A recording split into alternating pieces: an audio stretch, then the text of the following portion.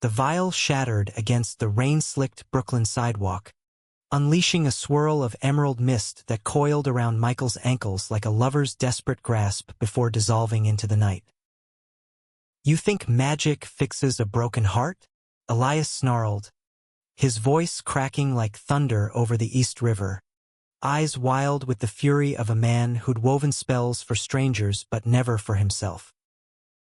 In that instant, as the potion's glow faded from Michael's skin, he realized the Warlock's charm wasn't enchantment at all. It was the echo of a curse that bound them both. Michael had always believed in the unseen, the kind of faith that lingers in the steam of a corner bodega coffee on a gray Manhattan morning. Growing up in a cramped Queens apartment with a mother who read tarot cards for tourists and a father who'd vanished before Michael could ask why, he'd learned early that love was a sleight of hand, promises whispered in the dark that evaporated by dawn. At 27, he was a freelance graphic designer scraping by in a Bushwick loft that smelled faintly of weed and regret, his weekends a rotation of grinder hookups that left him emptier than before. But Elias was the glitch in the Matrix, the Warlock who'd sauntered into his life like he'd hexed the universe itself. It started at a dimly lit speakeasy in the village, the kind of place where the walls whispered secrets and the cocktails tasted like forgotten spells. Michael had been nursing a whiskey sour, scrolling through his phone, when the air hummed with an electric charge. Heads turned as Elias entered, all sharp cheekbones and tousled raven hair, his leather jacket slung over one shoulder like a cape from some Prohibition-era grimoire. He moved with the effortless grace of someone who knew the shadows bent to his will, and when his gaze locked on Michael's across the bar, felt like the room held its breath. "You look like you've been waiting for trouble," Elias said, sliding onto the stool beside him, his voice a low rumble laced with that faint Midwestern drawl. Chicago roots, Michael would learn later. Up close, Elias was even more arresting. Piercing green eyes flecked with gold, a smattering of freckles across his nose that belied the ancient power thrumming beneath his skin. He ordered absinthe without looking at the menu, and as the bartender poured, a faint shimmer danced in the glass, turning the liquid from emerald to amber in a blink. Michael laughed, a sound rusty from disuse. "Trouble? Nah, just killing time." "You always make drinks do tricks." Elias's smile was a spell in itself. Slow, predatory, promising nights that blurred into mornings you never wanted to end. "Only the good ones." "Name's Elias." "And you, Michael." He extended a hand, feeling a spark jump between their palms, literal electricity that made his fingers tingle. Elias's grip lingered, thumb brushing the inside of Michael's wrist, and for a heartbeat, the bar's murmur faded to a distant hum. They talked for hours, the conversation weaving through the mundane and the arcane like vines overtaking a chain-link fence. Elias spun tales of his family business, antique bookselling by day, but Michael sensed the undercurrent, the way Elias's eyes darkened when he mentioned heirlooms from old European lines. Michael shared his own fragments, the drag shows his mom dragged him to as a kid, the first boy who'd kissed him behind the bleachers at Flushing High, only to ghost him for a cheerleader named Brittany. "Love's a con," Michael admitted, tracing the rim of his glass. "You think it's real, then poof, gone like smoke." Elias leaned in, his breath warm against Michael's ear. "What if I told you I could make it stick, just for one night?" Before Michael could protest, Elias pulled a small obsidian pendant from his pocket, murmuring words that sounded like Latin laced with jazz riffs. The air thickened, scented with ozone and sandalwood, and suddenly Michael's chest loosened, a warmth spreading through him like the first sip of hot cider on a fall day in Central Park. Doubts melted. The bar's flaws, the sticky floor, the off-key piano vanished. It was just them, suspended in a bubble of possibility. They stumbled out into the village's neon haze, hands brushing, then intertwining. Elias hailed a cab with a flick of his wrist. The light turned green unnaturally fast, and they tumbled into the back seat, lips crashing together in a kiss that tasted of forbidden fruit. Michael's hands roamed Elias's back, feeling the taut muscles beneath, the faint scars that whispered of rituals gone awry. At Elias's walk-up in the West Village, a brownstone that creaked with history, they shed clothes like spells unraveling. Elias's body was a map of contradictions. Lean and wiry from years of solitary hikes in the Adirondacks, inked with runes that glowed faintly under moonlight filtering through cracked blinds. That night, as they lay tangled in sheets that smelled of lavender and brimstone, Elias traced lazy circles on Michael's chest. "You're different," he murmured, voice husky from exertion. "Most people fade when the magic does. You linger." Michael propped himself on an elbow, studying the Warlock's face in the dim glow. There was a vulnerability there, a crack in the charm. "What's the catch? Nothing this good comes free." Elias's laugh was bitter, like black coffee. "The catch is me. Spells like that, they're borrowed time. By morning, it'll be gone, and you'll wonder if it was real." But morning came, and the warmth lingered, not the full blaze, but embers that smoldered in Michael's veins. He woke to Elias brewing coffee in a kitchen cluttered with herb bundles and dog-eared grimoires, sunlight slanting through windows etched with protective sigils. They ate bagels from a corner deli, knees bumping under the table, and Michael felt seen, truly seen, for the first time since his ex, Jordan, had shattered him 2 years back. Jordan, the golden boy from Michael's art school days, who'd promised forever in whispered Brooklyn Heights sunsets, only to come out as buy and bolt for a real relationship with some accountant from Jersey. Elias walked him to the subway, their goodbye kiss lingering until the train's rumble forced them apart. "Text me," Elias said, pressing a slip of paper into Michael's hand, a phone number scrawled in silver ink that shimmered like starlight. Michael did more than text. By week's end, they were inseparable, a whirlwind of stolen moments in a city that never slept. Weekday lunches at halal carts in Midtown, where Elias would accidentally make the line move faster with a subtle gesture. Lazy Sundays in Prospect Park, picnicking on artisanal cheeses and debating whether Hemingway was cursed or just drunk. Elias's magic wove through it all, subtle at first, a warmth in Michael's pocket when rent was due, ensuring his freelance gig landed just in time. Just a nudge, Elias would wink, but Michael saw the toll.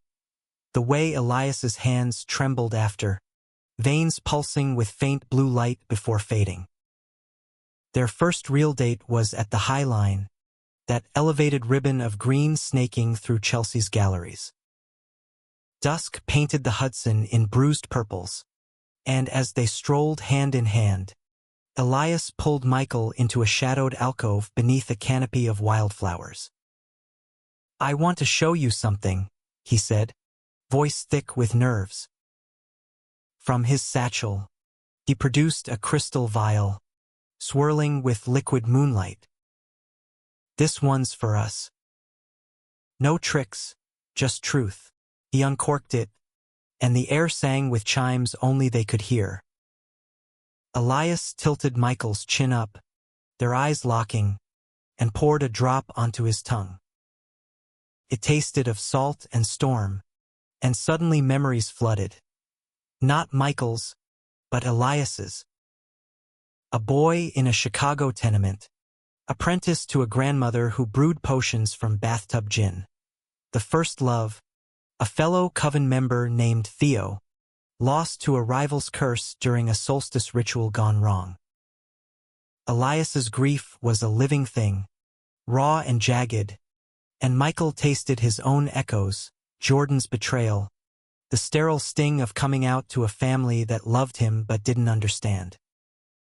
Tears pricked Michael's eyes as the vision faded.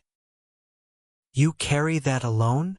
Elias cupped his face, thumbs brushing away the dampness. "Not anymore. With you, it feels possible." They made love that night in Elias's apartment, slow and reverent, bodies moving like incantations. Michael's fingers traced the runes on Elias's back, feeling them pulse in time with their heartbeats. Afterward, curled against Elias's chest, listening to the distant wail of sirens, Michael whispered, "I think I'm falling." Elias's arms tightened. "Then fall with me." But shadows crept in, as they always do in stories like this. It began with small fissures, Elias's late nights at the shop, claiming inventory from Salem shipments, his eyes shadowed with secrets. Michael noticed the empty vials in the trash, scented with unfamiliar herbs, rosemary for remembrance, but twisted with something darker, like betrayal's bite. One evening, after a gallery opening in Soho where they danced too close and kissed too long, Michael confronted him over takeout lo mein in his loft. "You're pulling away," Michael said, chopsticks hovering mid-air. "Is it the magic? Or me?" Elias set his bowl down, the clink echoing like a dropped gauntlet. "It's not you. The cost. Every spell I cast on us, it drains me. Like pouring from a cup that's already half empty." Michael's heart clenched. "Then stop. We don't need it. This us. It's real without the glow." Elias's laugh was hollow. "You say that now. But when the doubts creep back, when Jordan's ghost whispers you're not enough, magic holds the line." The name hit like a slap. Michael recoiled. "How do you know about Jordan?" A beat of silence. Then Elias's confession spilled out. He'd scried Michael's past, a protective measure to ensure no old wounds would sabotage them. "I saw the pain. I wanted to heal it, but healing felt like violation." Michael stormed out into the November chill, the city lights blurring through unshed tears. Days turned to a week of radio silence, Michael's phone a graveyard of unsent texts. He threw himself into work, designing logos for a queer-owned bookstore in Williamsburg, but every flourish reminded him of Elias's elegant script. Reconciliation came on a rainy Thursday, Elias appearing at Michael's door with a bouquet of enchanted roses that bloomed eternally, petals whispering apologies in the wind. "Forgive me," he begged, rain dripping from his hair. "I was scared. My magic. It's all I've known. But you make me want more." They fell into bed again, makeup sex fierce and forgiving, bodies slick with rain and regret. For a while, it held, the fragile piece of two broken men piecing themselves together. Christmas approached, the city decked in twinkling lights that mirrored the sparks in Elias's eyes. They strung garlands in Michael's loft, Elias teaching him a Yuletide charm to make ornaments dance, their laughter echoing off exposed brick walls. But the betrayal brewed beneath, a potion left too long on the fire. Michael discovered it by accident, rifling through Elias's satchel for a lost sketchpad. Tucked in a hidden compartment was a grimoire, leather-bound and pulsing with residual energy. Flipping it open, his stomach dropped, pages chronicling bindings, spells cast on lovers past, names like Theo, and others, Alex from the speakeasy, Javier the barista. Each entry ended the same. Charm held 3 moons. Faded. Subject departed. And there, in fresh ink, Michael. Binding initiated. Hold until imbulk. The words blurred as rage and hurt collided. Elias wasn't loving him. He was ensnaring him, a moth to his flame, destined to burn out when the spell waned. Michael confronted him that night, grimoire thrust forward like evidence in a trial. "You lied," Michael choked, voice breaking. "This isn't love. It's a goddamn leash." Elias's face crumpled, the Warlock's mask shattering. "It's not what you think. The binding, it's to protect you from my curse. My bloodline's gift is fleeting. Every love I touch withers by spring. I thought, if I bound it tight enough, by controlling me," Michael shouted, the apartment shaking as if the walls themselves wept. "You scried my past, dosed me with truth serum, and now this? I'm not your experiment." Elias reached for him, but Michael jerked back, the air crackling with unleashed magic, vases rattling, lights flickering. "Let me explain." "No." Michael's voice was steel now, forged in the fire of too many goodbyes. "Undo it. All of it." Tears streamed down Elias's cheeks, silver trails that steamed on contact with the floor. He chanted in a tongue older than the city, hands weaving patterns that tore at Michael's soul. Pain lanced through him, memories fracturing like glass. The speakeasy spark, highline truths, Christmas dances, all tainted, or were they real? When it ended, Michael gasped, collapsing against the wall, the warmth gone, leaving only the hollow ache of authenticity. Elias stood there, diminished, his glow faded to mortal pallor. "Now you know. Without the spells, I'm just me. Flawed. Cursed to lose what I love most." Michael's chest heaved, love and loathing warring within. "Then why me? Why weave this web if you knew it'd unravel? Because even a moment with you is worth the vanishing." Elias's voice was a whisper, raw as an open wound. "In all my centuries, yes, centuries, darling, I've never felt this alive. This human." The admission hung between them, a bridge or a chasm. Michael saw it then. Elias wasn't the villain, but the prisoner of his own power, a warlock chained by gifts that isolated him from the messy, mortal beauty of unenchanted love.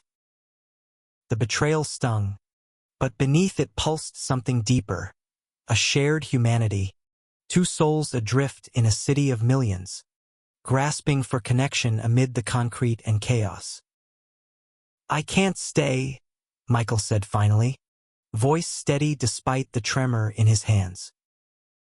"Not like this. But maybe we start over. No spells. No bindings. Just us, fumbling through the dark." Elias nodded, hope flickering in his eyes like a candle against the storm. Just us. They parted that night under a canopy of stars obscured by city smog, Elias's hand lingering in Michael's until the last possible second. Winter deepened, and so did their tentative dance, coffee dates without charms, walks in Washington Square Park where leaves crunched underfoot like brittle promises renewed. Michael introduced Elias to his mom, who read his palms and declared him a keeper if he stops hiding behind smoke and mirrors. Elias met Michael's queer found family at a holiday potluck in Harlem. Awkward at first, his magic suppressed to a faint aura, but warming to their ribbing and hugs. Yet the curse loomed, a shadow lengthening toward Imbolc. Elias grew gaunt, his spells faltering even in small ways, forgotten protections on the shop leading to a minor theft, a love charm for a friend's pet wilting prematurely. "It's you," he confessed one February eve, as they huddled in a diner booth off Times Square, steam rising from mismatched mugs. "Loving you without the crutch. It's unmaking me." Michael squeezed his hand, calluses rough from design pencils against Elias's once smooth Warlock skin. "Then let it unmake you. Be mortal with me. That's the real magic." Imbolc arrived on a gale-force wind, the city buried under a freak snowstorm that blanketed Central Park in ethereal white. They met at the Bethesda fountain, angels frozen in witness, the air thick with anticipation. Elias had prepared no ritual, no vial, just himself, bundled in a wool coat that smelled of pine and possibility. "I release it all," he said, voice carrying over the howl. "The bindings, the charms. If we fade together." Michael pulled him close, their kiss tasting of snowflakes and second chances, raw and unadorned. No mist swirled, no visions bloomed, but in that absence, something bloomed anyway, trust, fragile as first frost, but real. Spring thawed the city, and with it, their love. Elias shuttered the grimoire, turning the shop into a true antique haven, no longer a veil for arcane dealings. Michael landed a steady gig at a design firm in Flatiron, their lofts merging into a shared space in Brooklyn Heights. Views of the bridge at dawn, arguments over whose turn it was to walk the rescue mutt they'd adopted from a shelter in the Bronx. There were setbacks, of course, the curse's echoes manifesting in nightmares that woke Elias screaming Theo's name, or Michael's triggers flaring when grinder notifications pinged unbidden. But they faced them head-on. Therapy sessions in a sunlit office overlooking the Hudson, where a no-nonsense counselor with a rainbow flag on her desk taught them that love wasn't a spell to cast, but a fire to tend.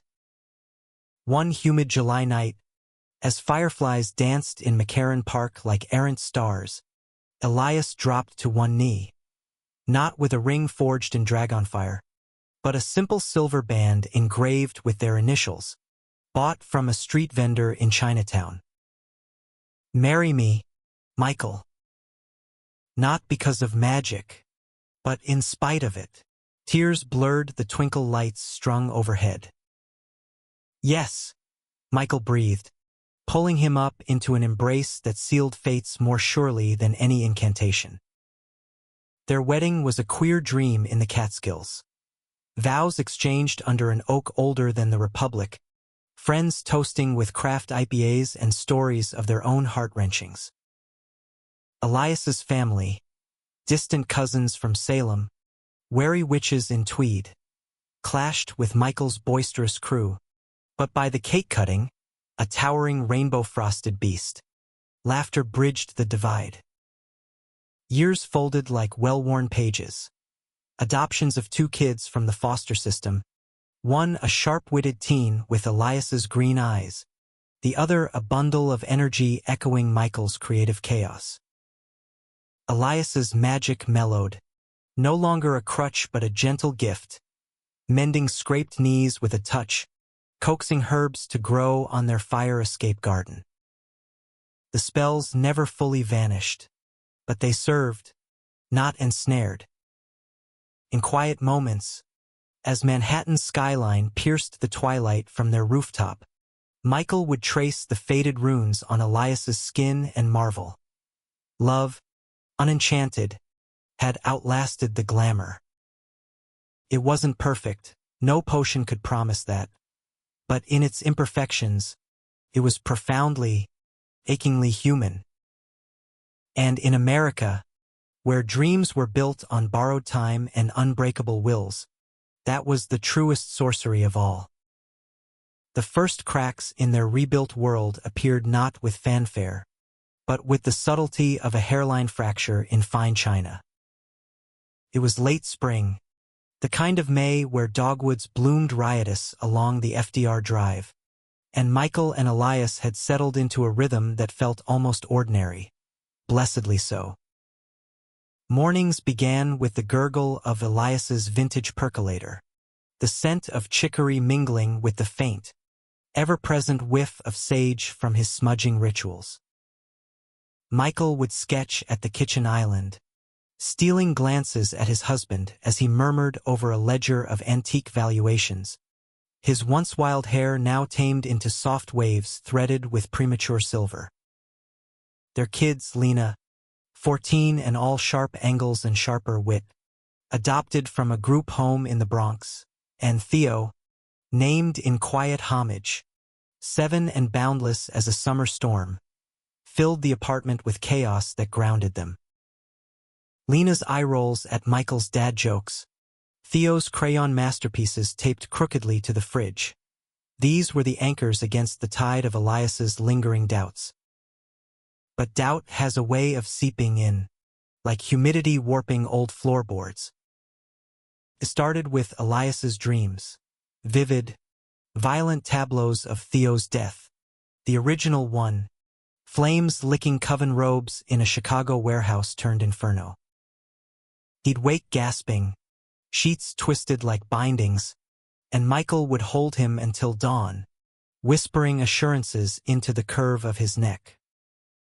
It's memory, not prophecy, Michael would say, but the words tasted hollow, for he knew the curse's tendrils, Elias's power, diluted but not dormant, fed on unresolved grief, manifesting as omens that nipped at their heels. One evening, after Theo's soccer practice in Prospect Park left him muddied and triumphant, Elias lingered too long in the shower. Michael found him there, cross-legged on the tile, water cascading over bowed shoulders as he clutched a shard of obsidian, chanting low and frantic. "What's wrong?" Michael knelt, shutting off the spray, wrapping him in a towel that smelled of their shared lavender soap. Elias's eyes, red-rimmed, met his. A vision. "You, walking away. Again." The bindings echo, it's unraveling faster than I thought. Michael's stomach twisted, old wounds reopening. "We're past that. You let it go. Remember, Imbolc, the fountain." "I know." Elias's voice cracked, water droplets tracing paths like tears. "But the curse isn't a spell to dispel. It's blood deep, a hex from some Puritan ancestor who bargained with shadows for power. Every love I claims back by spring's end." Theo was the first, others followed. "You were supposed to be the last, the one who broke it." The admission hung heavy, stirring the pot of Michael's own insecurities. He'd always wondered if their love was a fluke, cosmic loophole. Jordan's ghost, though exorcised, lingered in therapy breakthroughs, reminding him he was worthy but wary. "Then fight it," Michael urged, cupping Elias's face. "For us." "For them." Elias nodded, but the shadow in his gaze promised storms. Summer arrived sweltering, the city a pressure cooker of tourists and tempers. They escaped to a cabin in the Catskills, the same woods where they'd wed, seeking solace in pine-scented air and lake swims that stripped away the urban grime. Lena buried her nose in fantasy novels, ironic, given her dad's heritage, while Theo chased fireflies, his laughter a balm. Evenings by the fire pit, Elias would spin sanitized tales of grandma's magic tricks, omitting the blood oaths and botched rituals, and Michael would add flourishes, turning them into bedtime epics.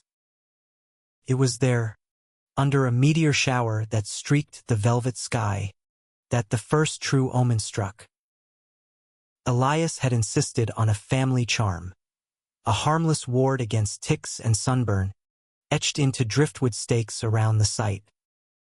But as the kids slept, Michael woke to Elias thrashing beside him, murmuring in Old English. The threads. Snapping. Outside, the stakes glowed, then crumbled to ash. The ward reversed. Shadows coalesced into whispering forms, spectral echoes of past lovers. Alex's face flickered, accusing. Javier's hand reached, then dissolved. Elias bolted upright, hurling a counterspell that lit the woods in blue fire, banishing them, but not before one tendril brushed Michael, ice cold, implanting a seed of dread. Visions of Elias vanishing, not by choice, but by the curse's inexorable pull. They cut the trip short, driving back to Brooklyn in tense silence broken only by Theo's oblivious queries about ice cream stops. Home felt safer, fortified by urban anonymity, but the fracture widened. Elias threw himself into the shop, sourcing neutralizers, rare herbs from New Orleans suppliers, crystals from Sedona contacts, while Michael shouldered more at home, his designs suffering from distraction, colors bleeding into melancholy grays. Lena noticed first, cornering Michael in the kitchen one afternoon as rain lashed the windows. "Dad's fading," she said bluntly, 14 going on 40. Like in those books, the hero's magic eats him from inside. Michael pulled her into a hug, her lanky frame stiff at first, then yielding. "He's strong. We all are, but strength has limits," and Elias's began to show in tremors, in spells that backfired, a protection charm on Theo's by turning the chain to rust overnight, a love note to Michael wilting before it could be read.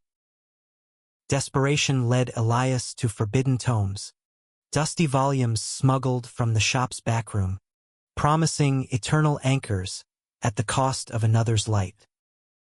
Michael discovered it during a late-night search for migraine meds, the grimoire open on Elias's desk, pages dog-eared to a ritual requiring a vessel, a willing soul to siphon the curse into, leaving the caster free but the vessel haunted.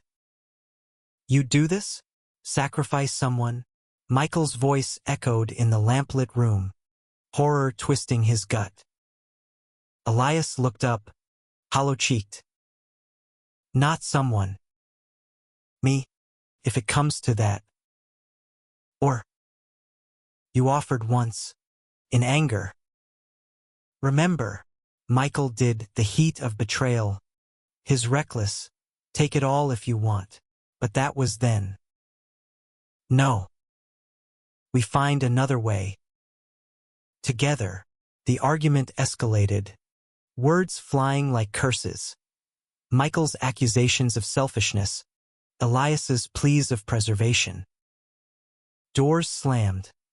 Theo hid under blankets, Lena blasting music to drown the storm. In the aftermath, Michael slept on the couch, the city's hum a poor lullaby, wondering if love's endurance was myth, not magic. Autumn leaves turned the parks to fire, mirroring the blaze within. Elias relented, locking the tomes away, but the curse retaliated with ferocity.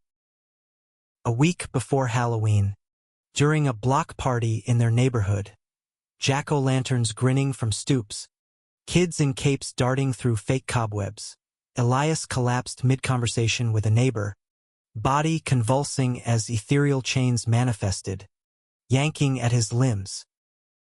Michael caught him, screaming for help amid the chaos, the party's joy curdling to panic. Paramedics swarmed, chalking it to exhaustion. But Michael saw the truth, the curse manifesting physically, draining Elias's vitality like a vampire at the vein.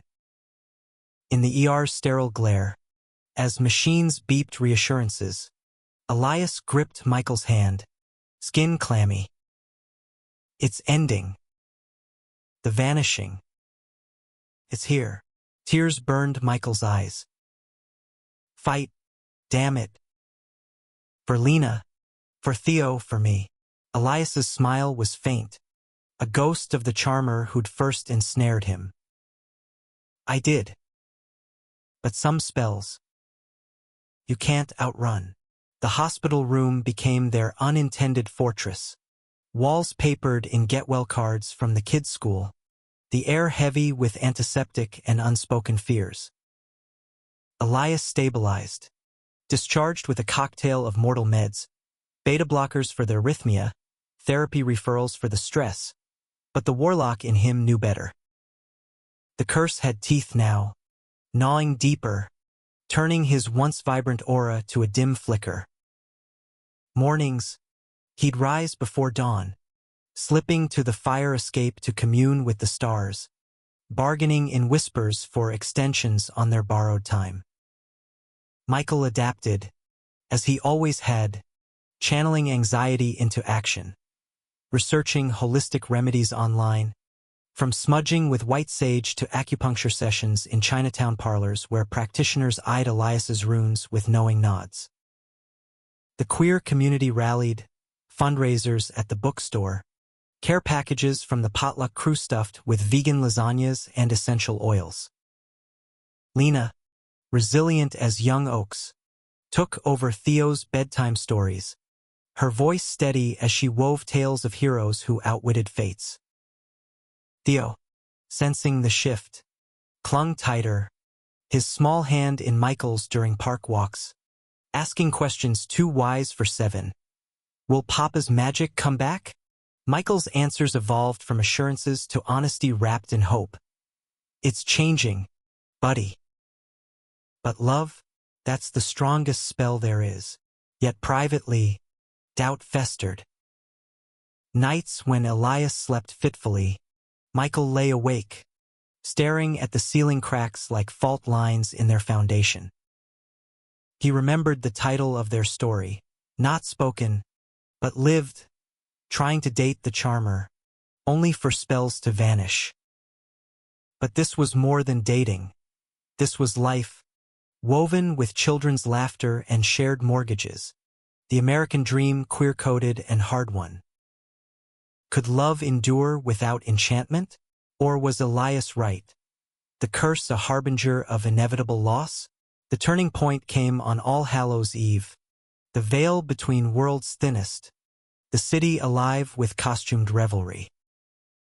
Elias, against doctor's orders, insisted on trick-or-treating in the neighborhood, his face painted as a tame wizard to amuse the kids. Michael watched from the stoop, heart swelling at the sight. Elias handing out full-sized candy bars with a flourish, Theo's Spider-Man cape flapping, Lena's vampire fangs glinting under street lamps. For a moment, normalcy reigned, the curse dormant, family intact. But as they turned the corner onto their block, a gust whipped up, unnatural and chill, carrying whispers that coiled around Elias like smoke. He staggered, clutching a lamppost, his painted runes cracking like dry earth. It's calling, he gasped, eyes glazing with otherworldly frost. The old ones, demanding tribute. Michael scooped Theo into his arms, shoving Lena behind him. Run home. Lock the door. The kids bolted, but Michael stayed, facing the maelstrom with Elias.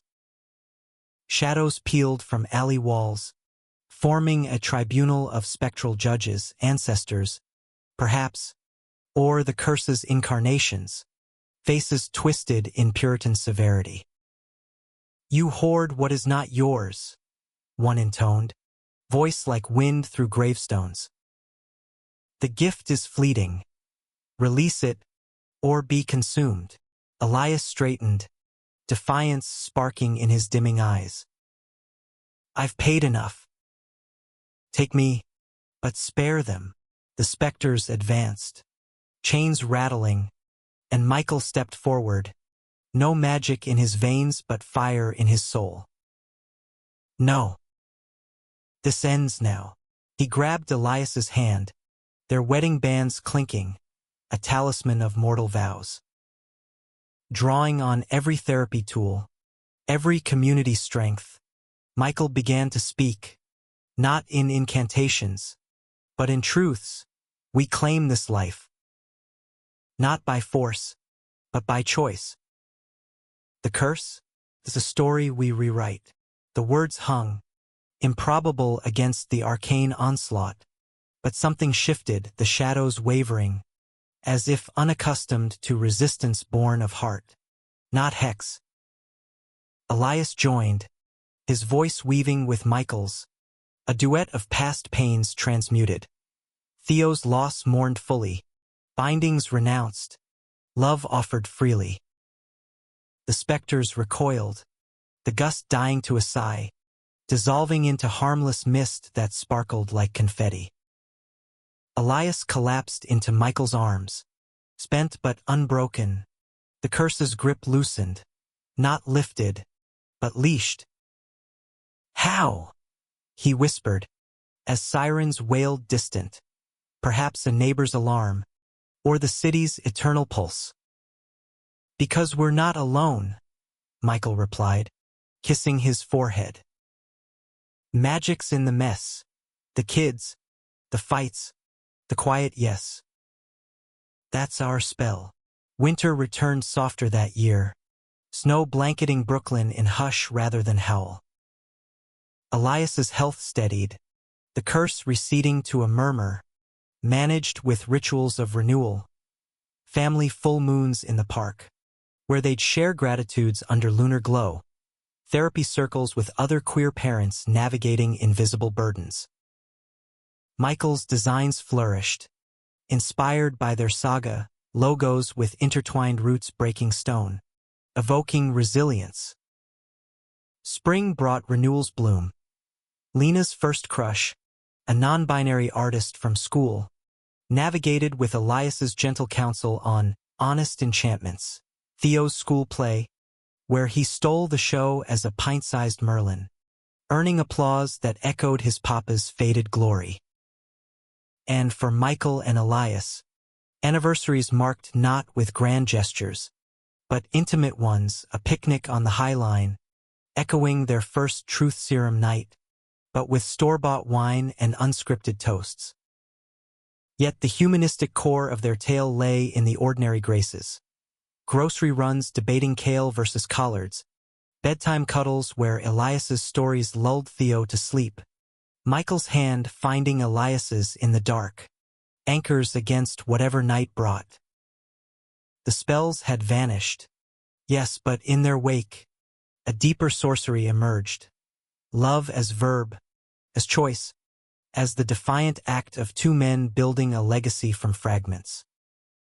One crisp October dawn, years later, as golden leaves swirled past their window, Elias turned to Michael in the half-light. I tried charming you once, he said, voice rich with the wisdom of survival. But you were the charm all along. Michael smiled, pulling him close. And you're my forever glitch. No vanishing X. In the city of reinvention, where dreams deferred bloomed into realities hard-fought, they thrived not flawless, but whole. For in America's vast tapestry of heartbreaks and horizons, their story wove a thread of quiet triumph, proof that even when the magic fades, the human heart endures.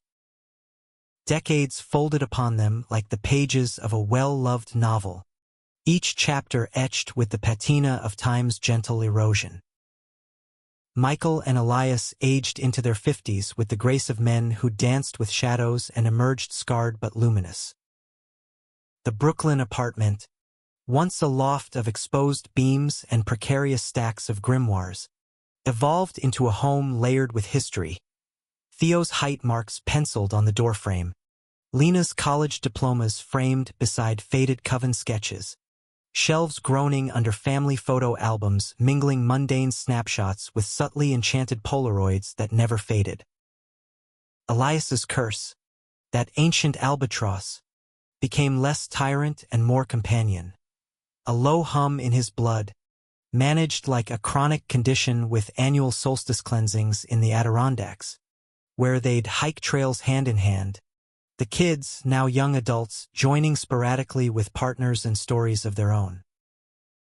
The magic within him softened, repurposed, no longer bindings for lovers, but blessings for the community, wards on the Queer Youth Center in Bushwick, where Lena volunteered, teaching art classes to runaways. Subtle nurturings for Theo's urban farm co-op in the Bronx, coaxing rooftop tomatoes to defy concrete winters. Michael's career crested into mentorship, his graphic designs evolving into books on queer visual narratives, illustrated with Elias's rune-inspired motifs. They traveled when they could. Road trips down Route 66 in a vintage Mustang Elias charmed to purr eternally. Stops at diners where waitresses with drawls called them those sweet city boys. Europe beckoned too. A pilgrimage to Elias's ancestral haunts in the Black Forest, where they scattered Theo's memorial ashes, not in grief, but in release, under oaks that whispered forgiveness. The kids carved independent paths. Lena, a tattoo artist in Portland, her ink blending traditional motifs with magical sigils for clients seeking empowerment. Theo, a social worker in Chicago, full circle, advocating for foster reforms, his empathy a bridge between mortal plights and Elias's arcane insights. Grandkids arrived in flurries. A granddaughter with Lena's freckles and a penchant for Papa Eli's stories. A grandson who toddled after Michael, demanding sketches of dragon daddies. But endurance isn't absence of storm. It's sailing through. The curse flared once more. In Elias's 62nd year, a resurgence triggered by a family crisis, Theo's divorce, raw and reeling, echoing old losses. Elias, ever the fixer, delved too deep into a restorative spell, siphoning his vitality to mend his son's heart. He withered overnight, skin papery, eyes sunken like autumn moons. Michael found him in the shop, slumped over a workbench amid dusty tomes, a half-finished elixir bubbling forgotten. "Not again," Michael murmured, dialing 911 even as he chanted the emergency counterspell they devised decades back, a blend of Elias's Latin and Michael's stubborn will. The hospital was familiar now, corridors navigated like old friends, but the doctor's words cut fresh, advanced. Something. "We'll run tests." Elias, hooked to IVs, managed a wry smile. Fitting end for a Warlock. Death by overreach. Michael's grip tightened on the bed rail, knuckles white. "No ends." "Not ours." He rallied the family, video calls with Lena jetting cross-country, Theo driving through the night, turning the room into a vigil of stories and songs, the grandkids' crayon cards plastered like talismans. In the quiet hours, as monitors beeped a metronome to their fears, Michael confessed what he'd buried. "I was scared that first night, when your charm hit. Thought it was too good, like Jordan all over. But you taught me. Love's not the spark, it's the steady burn." Elias's hand, frail but warm, squeezed back. "And you made me believe in vanishing's opposite, staying." The tests revealed a rarity, Elias's magic metabolizing like an autoimmune flare, treatable with experimental immunosuppressants laced with holistic adjuncts from their network. Recovery was grueling, Months of chemo-like infusions in a sterile suite overlooking the East River. But Elias emerged tempered, his power a ember rather than blaze, sufficient for small joys, enchanting lullabies for the grandkids, a warmth in Michael's palm during winter walks. Their 70th wedding anniversary. Vows renewed in a backyard ceremony amid pandemic echoes, masks optional but hugs mandatory became legend in family lore. Under string lights strung like stars, with Lena officiating in a suit embroidered with protective knots, they pledged anew. In magic's absence and abundance, I choose you. Old age crept in gracefully, wrinkles mapping laughter lines, joints protesting like grumpy familiars. They wintered in Florida briefly, a concession to Michael's creaky knees, renting a bungalow near St. Augustine, where Spanish moss draped like veils and ghosts were more tourist trap than threat. Summers returned to the city, the apartment a time capsule of their saga, now with mobility aids tucked discreet in corners. Elias went first, on a crisp October morning in their 89th year, slipping away in sleep as autumn leaves tap-danced past the window. Michael woke to the stillness, Elias's side cool but peaceful, a faint smile lingering as if he glimpsed the veil's beauty. No dramatic curse finale, just quiet release, the hex finally spent after a lifetime's defiance.